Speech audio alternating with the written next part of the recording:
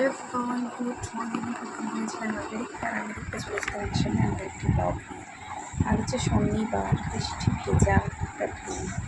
সকালে চোখ খোলার সাথে সাথেই বুঝতে পেরেছি বৃষ্টি হচ্ছে, একটা ঠান্ডা ঠান্ডা ভাব লাগছিল, ফ্যানের হাওয়া ঠান্ডা ঠান্ডা লাগছিল, মেঘ ডাকছিল, বিদ্যুৎ চমকাচ্ছিল।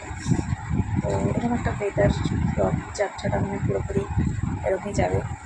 ওই যে আমার বছর আগে থেকে শুরু হয়েছে, এমনি এবার বর্ষা তাড়াতাড়ি এসেছে। তো চলো, বৃষ্টি ভেজার দিনে শুভেচ্ছা জানিয়ে একটা নতুন ব্লগ শুরু করছি। আর আজকে কী করবো জানি না, তোমরা কে কোথা থেকে আমার ব্লগ দেখছো, আর তোমাদের ওখানে বৃষ্টি হচ্ছে কী হচ্ছে না অবশ্যই কমেন্টস করে জানিও। যারা কীভাবে কাটাবে সেটাও অবশ্যই কমেন্টস করে জানিও।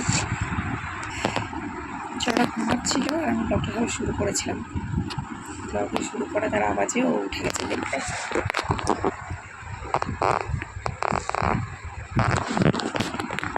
আর কী করা যাবে, এবার ওকে নিয়ে বসে থাকবো।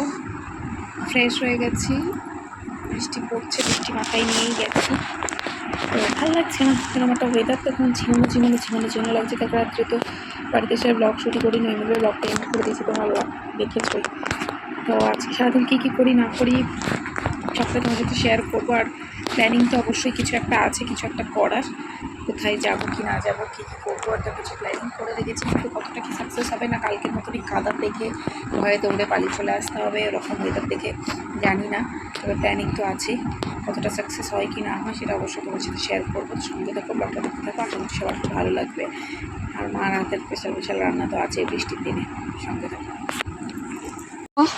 তো দেখো, মহারানী কিন্তু ঘুম থেকে উঠে গেছে। ঘুম থেকে উঠে নিয়ে লজেনের কৌটোটা পুরো দিয়েছি খেলতে, মুটকিটাকে করে খুলে পুরো ঢেলে নিয়ে রয়েছে। আর মা এখানে আমাকে দিয়ে গেল চা বিস্কুট, তো আমি এটা খাবো আর একে পাহারা দেবো। সারাদিন তো মা মা মা করে যায় বড়োটা, আর এটা মুখে মা বলতে না পারলেও মা কোল ঘেঁষে সবসময় থাকে। আর একটা হাস্যকর কাণ্ড দেখো, মা আমাকে দুটো পরোটা দিয়ে গেছে। পরোটা দেখছে কতটা পুড়ে গেছে। আর মা আমাকে কিন্তু এইভাবে দিয়ে যায়নি, মা আমাকে কীভাবে দিয়ে গেছে না, দুটো পরোটাই পোড়া। আর দুটো পরোটাকে পুরো উল্টিয়ে বেগুন ভাজা জিলেপির সাথে ঠিক এরকম করে দিয়ে গেছে। বলো, এই রকমভাবে ফ্রড চালিয়ে দিই আমার সাথে। তারপরে দেখো, স্নান টান হয়ে গেছে, স্নান টান করে একটা নতুন নাইটি পরে, কারণ বৃষ্টির জন্য নাইটি শুকাচ্ছিল না। আর এই যে সুতোটা দেখছো, আজকে কিন্তু এই সুতোটা পাল্টানোর দিন, কারণ আজকে তো শনিবার, বিপত্তারিণী পুজো প্রত্যেক বছর আমার মাসিক করে, আর প্রত্যেক বছর আমাকে দেয়। আর আমি প্রত্যেক বছর এই সুতোটা কিন্তু চেঞ্জ করি, আমার হাতে একটা বছর থাকে। তো আর এদিকে মিষ্টুমা কিন্তু ঘুমাচ্ছে। আর এখন দেখো, মাসি কিন্তু চলে এসেছে পুজো দিতে বিপত্তারিণী। তো আমার বোনও এসেছে আর আমার মেয়েও এসেছে সাথে, তা আমার ভাইও গেছে। তো এখানে সবাই এখন বিপত্তারিণী পুজোটা করতে হবে।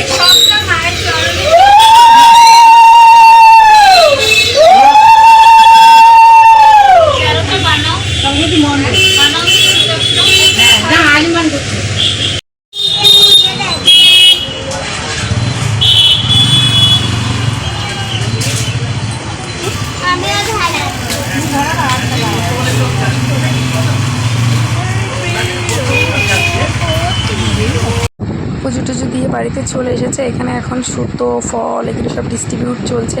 আর সুরজিতও চলে এসেছে দোকান বন্ধ করে, এখনও খাওয়া দাওয়া করে টোরে নিয়ে আবার বেরিয়ে যাবে নেক্সট কাজের উদ্দেশ্যে। তো মিডিলে একটুখানি শুধু খাওয়া শোয়ার ব্রেক নেয়, আবার মানুষটা কিন্তু কাজে লেগে পড়ে। তো ও এরকম অকেশন পারপাস কখনোই ওর ফ্যামিলিকে সময় দিতে পারে না, যার জন্য কিন্তু আমি প্রত্যেকটা সময় বাপের বাড়ি চলে আসি। আর দেখো, মাসি কিন্তু সবার জন্য আইসক্রিম কিনে দিয়েছিল। এখানে আমার আর ভাইয়ের কর্নেটো, আর মেয়ের জন্য কিন্তু আমুলের বাটি। আর এইটা খাওয়া দাওয়া করে টোরে নিয়ে ভাত টাত খেয়ে দিয়ে আইসক্রিমগুলো খেয়েছিলাম। একটা লম্বা ঘুম দিয়ে নিয়েছি, এখন ঘড়ি কাটায় 7:30 কি 7:45 বাজে। সবাই কিনছি গুড ইভিনিং, চাটা খেয়ে টেয়ে নিয়ে আমি রেডি হয়ে গেছি। যাচ্ছি হলো আমাদের রানাঘাটের কোর্টমোড়ে স্বাস্থ্যবাদী ময়দানে হবিবপুরের যে ইস্কনের রথ আসে, আর রথের সাথে আসে জগন্নাথ, তো সেটা দর্শন করতে। মাটা সবাই রেডি হয়ে গেছে। আর এদের নতুন সুতোটাও পরে নিয়েছি। আর আজকে আমি পরেছি শাড়ি। কেমন লাগছে আমাকে কমেন্টসে জানাতে ভুলো না। আর আসবো আর রথতলা গেটে দাঁড়াবো না, এটা তো হতেই পারে না, এটা তো জন্মগত। সাইকেল নিয়ে আসতাম যখন স্কুল পড়তে যেতাম তখনও, আর এখন তো আর ওই। তো দিন দিন তো উন্নতি হচ্ছে আমাদের রানাঘাটের। আর এখন কিন্তু দেখো চলে এসেছি পুরো কোর্টমোড়ের কাছেই, শুধু ফ্লাইওভারের নিচটা দিয়ে যাচ্ছি, পার হব। আর বাবা আমাদেরকে নামিয়ে দিয়ে বললো আমরা টোটোটাকে পার্কিং করে আসি, ততক্ষণে তোরা ভেতরে ঢুকতে থাকতো। বিভৎস ভিড়। আগের দিন তো আমরা হ্যাপি ক্লাব মাঠে গেছিলাম, সেটার মেলা তো তোমরা দেখেছোই ভিডিওর। সেখানে তো প্রচণ্ড কাদা ছিল, যার জন্য ভিজিট করতে পারিনি। তারপর রথতলা বাস স্ট্যান্ডে মেলা ঘুরে গেছিলাম, কিন্তু এখানে কাদা থাকা সত্ত্বেও মানুষের ভিড় দেখো, উচ্ছ্বাস দেখো। মানুষ এই যেহেতু উল্টো রথের দিন এখানকার রথ ঠাকুরটা কিছুই থাকে না, তো তার জন্য মানুষ এই 6টা দিন এখানে করে, কারণ এখানে এক এক দিন এক এক বেশি কিন্তু জগন্নাথকে রাখা হয়। আর সেই জন্যই আর বেশি মানুষের উচ্ছ্বাস হয়। আমি তো এখানে সিঁড়ির ওপর থেকে এই ফুটেজটা নিয়েছি, মানুষের নিচ্ছে এতটা ভিড়, তার জন্য মানুষের ঠেলাঠেলিতে তো আমার হাত থেকে ফোনটা পড়েই যাচ্ছিলো।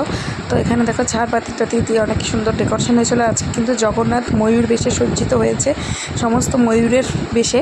আর এক এক দিন এখানে এক এক রকমভাবে কিন্তু সাজানো হয় জগন্নাথ দেবকে।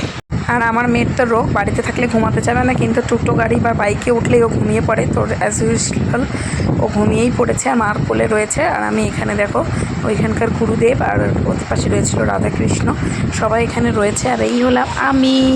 তো আমিও ভেতরে অনেকক্ষণ দাঁড়িয়েছিলাম একটা ফ্যান নিয়ে, ফ্যানের সাইড নিয়ে ওখানে এদেরটা হাওয়া খাচ্ছিলাম, যতক্ষণ না বাবা আর কি এসে উপস্থিত হচ্ছিল। তো ফাইনালি দেখো বাবা কিন্তু চলে এসেছে, বাবার কোলে বড় মেয়ে, মার কোলে ছোটো মেয়ে, ভাই, আমি সবাই মিলে দাঁড়িয়ে। এবার ওখান থেকে বেরিয়ে চলে আসলাম রথটার কাছে, যেই রথটা করে জগন্নাথ দেবকে নিয়ে আসা হয়েছে। ভাবলাম রথের দড়িটা এখানে দাঁড়িয়ে একটু টেনে নিই। তো এখানে তিলক পরানো হচ্ছিলো, তিলকটা আমি অ্যাভয়েড করে গেছিলাম, কারণ আমি যে পরিমাণে ঘামে তিলক আর তিলক থাকবে না, তো তার জন্য নিজের মুখের শ্রীটাকে নষ্ট করতে চাইনি, আর তিলকটার অপমান করতে চাইনি, তার জন্য ওটাকে অ্যাভয়েড করে গেছি।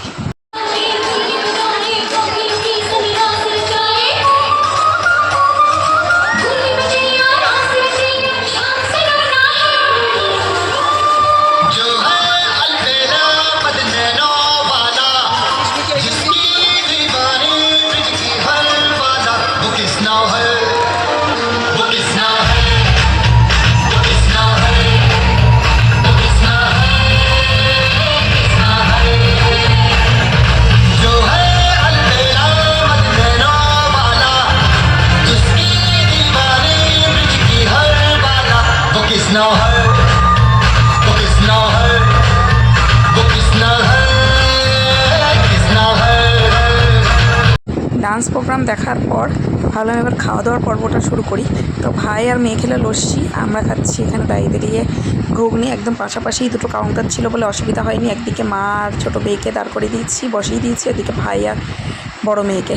তারপরে একটু মেলা ঘুরতে শুরু করলাম। এইখানে মেলার ঘোরানো একটা সিস্টেমটা বেশ ভালো, যে সব দিকে তক্তা পাতা আছে, তক্তার উপর দিয়ে হাঁটো, কোনো রকম কাদা বৃষ্টি জল হলেও অসুবিধা হবে না। তো এখানে দেখলাম দুখানা বুক স্টল দিয়েছে, বেশ ইউনিক লাগলো জিনিসটা। এইসব মেলাতেও একটু বুকে জানি না এখন কী জানি, কানের দিকে আমার খুব ঝোঁক টানে। আমি কানের কিনিও প্রচুর, কী কিনেছি সেটা নয় নেক্সট একটা ভিডিওতে অ্যাড করে দেবো, যে এতগুলো মেলা ঘুরে আমি কী কিনলাম।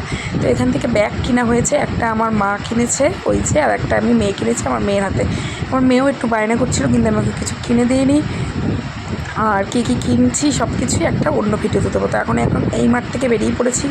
আর বাবা দেখলাম যে আমাদের সবার জন্য এখানে এগ রোল কিনে রেখেছিলো, আর আমার ছোটো মেয়ের জন্য একটা মাছ কিনে দিয়েছি। তো ওই মাছটা নিয়েই বড়োটা খেলা করছে, একটা কিনলে দুজনের হয়ে যায়, লাগে না।